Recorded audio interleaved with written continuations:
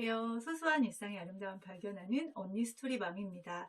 오늘은 내 아이에게 반드시 주어야 할 10가지에 대해서 이야기를 하려고 하는데요. 가장 중요한 첫 번째, 이 첫 번째 기초 위에 다른 것들이 하나씩 쌓여지는 것이기 때문에 1번이 제일 중요한데요. 정서적 안정감. 가장 중요한 부분이에요. 그것을 가지고 제가 영상을 찍기도 했는데요. 정서적 안정감은 정말 그 생애 초기에 그 2년 동안 그 엄마와 충분하게 또 편안한 그런 관계를 유지하고 또 아이가 무조건적으로 사랑을 받는 그런 경험들이 굉장히 또 중요하다는 생각이 들어요. 물론 잘 먹이고 잘 입히는 것도 중요하지만 아이를 많이 사랑해주고 또 아이를 좀 쳐다봐주고 또 아이가 편안한 상태에 있을 수 있게 해주는 것, 그거 가장 중요한데요. 저도 부모님께, 부모님 워낙 바쁘셨고, 또 옛날 이제 부모님들 같은 경우는 지금처럼 많은 그런 육아 교육 같은 것들도 많이 제한적이었잖아요. 별로 없었잖아요.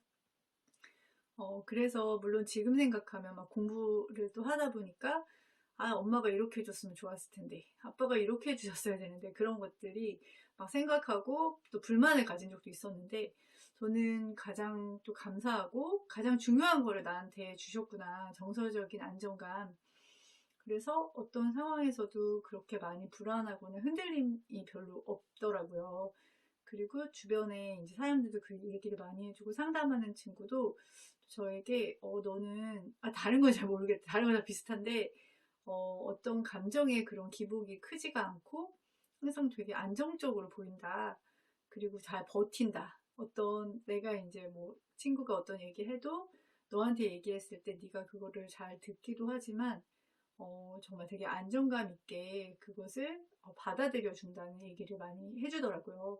정서적 안정감. 그래서 저도 사실은 일을 굉장히 저도 일 욕심이 좀 있었거든요. 근데 아이들이 이제 줄줄이 태어난 것도 있었고, 좀 아이들 어렸을 때는 물론 이제 일하면서도 그런 부분들을 해줄 수 있지만, 좀 약간 더 집중을 해주고 싶은 그런 마음들이 조금 저에게 욕심이 있었어요. 그래서 그 부분이 굉장히 이제 중요하다. 정서적 안정감, 그 얘기를 하고 싶고요. 두 번째는 타인에 대한 공감 능력. 요즘에도 공감 능력이 사회생활 하는 데 있어서도 굉장히 중요하고, 사실 일하는 데 있어서도 그런 인간관계가 가장 중요하잖아요. 근데 타인에 대한 공감 능력을 주기 위해서는 내가 많이 어렸을 때 공감을 받아봐야 되거든요. 어렸을 때 나의 감정을 부모가 조금 세분화 시켜주는 거예요. 그러니까 아이들은 겁나고 또 슬프고 화나고 이렇게 뭉뚱그려서 그런 감정들을 아는데, 이제 부모가 그 부분에 너는 참 이렇구나, 지금 이런 감정을 느끼는구나, 좀 이렇게 얘기해 주는 것, 그것을 명명도 해주고 또 받아주고 그런 수용하는 그런 것들이 굉장히 중요하다는 이야기를 또 하고 싶고요. 그리고 자신을 솔직히 드러낼 줄 아는 자신감. 능력치의 자신감도 물론 좋겠지만 저는 자신의 약점들도 있잖아요. 누구나 있는 자기만의 강점도 있지만 조금 약한 부분들을 부끄러워하고 감추려고 하고 그런 것이 아니라 당당하게 그런 부분들을 알고 또 받아들이고 그럼에도 불구하고 나는 괜찮은 사람이라는 그런 자신감을 갖는 것이 되게 필요하다고 생각해요. 나의 약점을 내가 수용할 때 타인의 약점에도 관대할 수가 있거든요. 세 번째는 그 부분이고요. 네 번째는 실패를 딛고 일어서는 힘. 회복 탄력성 이야기 많이 나오잖아요. 근데 이거는 정말 중요한 거는 부모가 모든 걸 해주고 보호해주는 환경에서는 이 능력은 키워질 수 없다는 이야기, 그게 가장 중요한데요. 아이들을 보다 보면 어떤 실패, 어떤 좌절, 이런 자잘한 것들을 겪을 수밖에 없거든요. 그때 부모가 지지를 해주고 옆에 있어주고 그리고 이 과정을 통해서 너가 배우는 것이 있을 거라는 그런 이야기를 좀 긍정적인 그 안에서의 긍정적인 측면을 바라보게 해줄 수 있는 것, 그것도 부모로서 정말 해줄 수 있는 정말 값진 부분이라고 생각을 하거든요.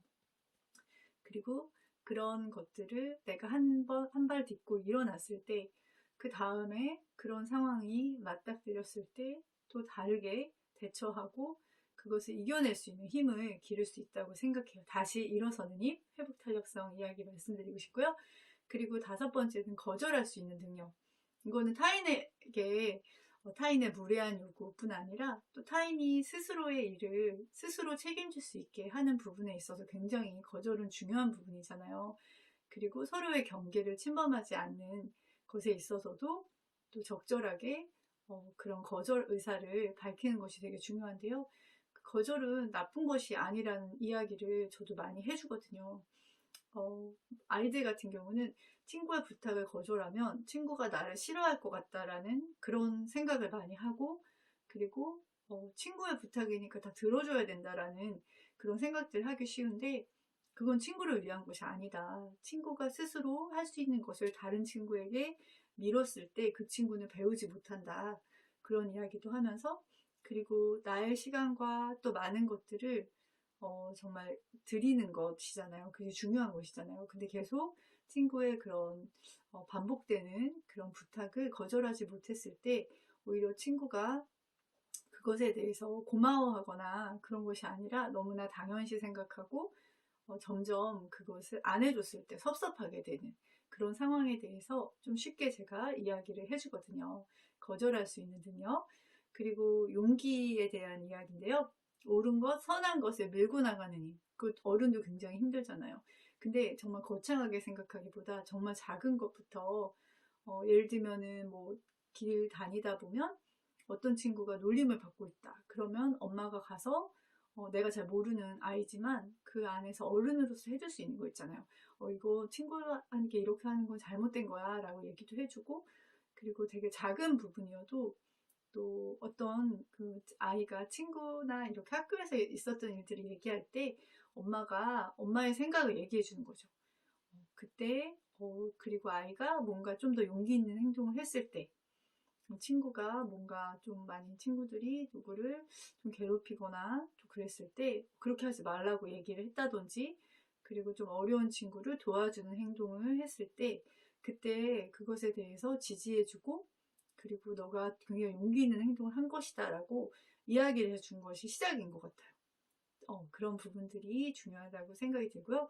또 자신을 보듬을 줄 아는 건강한 자아상을 갖는 것, 자기 자신을 좀 아끼고, 그리고 그 아끼는 방법은 여러 가지가 있는 것 같아요. 어른도 일단 건강을 유지하기 위해서 몸을 단련한다든지, 그리고 몸에 좋은 것들을 먹으려고 한다든지, 그런 기본적인 습관들 있잖아요.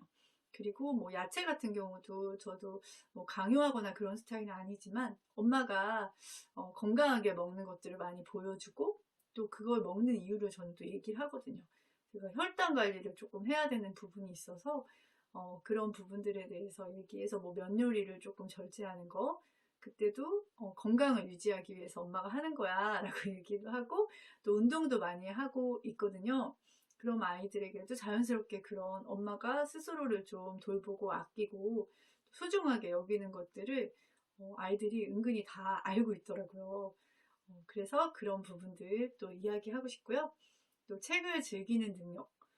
저도 책을 어렸을 때는 잘 안 읽었는데 좀 커서 어느 날 책이 굉장히 재밌어졌어요. 선물을 받았었고, 그러면서 이제 꼬리에 꼬리를 물고 계속 책을 읽게 되고, 책을 좋아하시는 그런 분들과 교제를 하면서 또 선한 자극을 제가 많이 받게 되더라고요. 그리고 되게 재밌는 책들 소개시켜 주시면 나는 다 안 읽은 것들이 많으니까 계속 읽잖아요. 그럼 점점 책의 재미에 빠져들게 되더라고요. 근데 저는 생각해 보니까 나에게 책 읽으라고 강요한 사람이 아무도 없는 거예요. 그게 굉장히 중요한 부분이라는 생각이 들어요. 그래서 저도 아이들에게 책 읽으라고 강요는 안 하지만 만화책을 좀 많이 만화책 같은 것도 빌려오고 제가 많이 책을 읽어줬었어요. 그리고 제가 많이 책을 읽다 보니까 이렇게 뭐 침대에 이렇게 앉아가지고 책을 읽으면 막 그 침대 근처에 책이 쌓여 있잖아요. 그럼 아이들이 어느 날 그거 보고 있더라고요. 그러면서 제가 영문으로 된 거 쉬운 영어 제인 에어인가 그거를 읽고 있으니까 너무 재밌는 거예요. 그래서 저희가 막내딸이 아직 어려요. 근데 제가 제인 에어를 이제 다시 한번 읽어봐야겠다 해서 한글로 된 그 완역판 있잖아요. 그런 거를 사서 읽어주게 됐는데 되게 재밌어 하는 거예요. 그래서 엄마가 이거 읽어보니까 너무 재밌더라. 너한테 이거 추천해주고 싶다. 그러면서 하루에 조금씩 읽어줬어요. 그때 아이가 재밌다는 거예요. 그 다음 내용도 궁금하다고 하고, 그리고 그 얘기를 하더라고요. 엄마가 전에 이 책을 읽는 걸 봤다. 맞아, 엄마가 이 책 읽었어. 근데 재밌어서 엄마가 추천하는 거야. 라고 얘기를 해줬거든요. 즐길 줄 아는 능력 굉장히 중요한 거였고요. 그리고 자기 통제력, 건강한 습관, 자신에게 필요한 분야라면 쉽게 포기하지 않는 끈질기. 이거 제가 좀 약한 부분이에요. 그래서 많이 노력을 더 하게 되고, 또 아이와 함께 하는 것들을 한 가지씩, 아주 이거는 정말 쉬운 거, 어렵지 않은 걸로 해서 뭐 예전에는 이제 주말마다 산에 가는 것을 했었고요. 그리고 끈질기라고 할 때 저는 이제 책을 맨날 읽어줬던 거, 작은 습관들이 계속 쌓이니까 그게 파급 효과가 굉장히 크더라고요. 그리고 어느 순간부터는 스스로 막 읽고 재밌어하고, 지금은 참 막내가 책을 많이 읽고 있는 것 같아요. 그래서 또 자기를 지키는 건강한 습관, 그런 것들 갖게 쉬운 것부터 하는 것들이 필요하다는 생각이 들고요. 또 마지막으로는 타인을 존중하는 태도, 또 서로의 경계, 바운더리를 지켜주는 것. 아까 거절하기에도 나왔지만 하나의 방법 중에 하나겠죠. 근데 내가 아무리 누구를 좋아하더라도 그 사람의 그런 상황, 그리고 그 사람의 일정이 있잖아요. 그렇기 때문에 모든 것들을 나와 함께 해야 된다고 생각하는 그런 것들에 대해서 그거는 좋지 못한 것이다라고 아이들에게도 얘기하게 되고, 또 아이들도 보면 어렸을 때 친구들이 너무 좋다 보니까 막 놀이터에서 헤어질 때도 뭐 울고 그런 친구들도 있더라고요. 근데 그거는 사실 안타깝고 그런 건 아니에요. 물론 이제 그 모습은 참 천진해 보이고 얼마나 좋으면 저럴까 귀엽기도 하지만 그때도 또 친구의 시간, 또 나의 시간, 그리고 또 서로 또 만날 다음에 그런 날짜를 정하면 되잖아요. 그것부터 내 감정이 아무리 크더라도 또 친구에 대한 마음이 좀 다를 수 있고, 친구는 나에 대한 마음이 좀 다를 수 있고, 그리고 부담을 느낄 수도 있는 것이잖아요. 그래서 어렸을 때도 그런 부분에 대해서 또 서로를 배려하는 것들을 가르쳐 주는 것은 굉장히 필요하고, 또 경계를 서로 유지하고 친구에게 부담을 주지 않는 것, 그런 것들도 어렸을 때부터 자연스럽게 그렇게 배울 수 있었으면 좋겠다는 생각이 들었어요. 그 10가지를 이야기했습니다. 다음에는 다른 이야기로 찾아뵐게요. 언니 스토리맘이었습니다.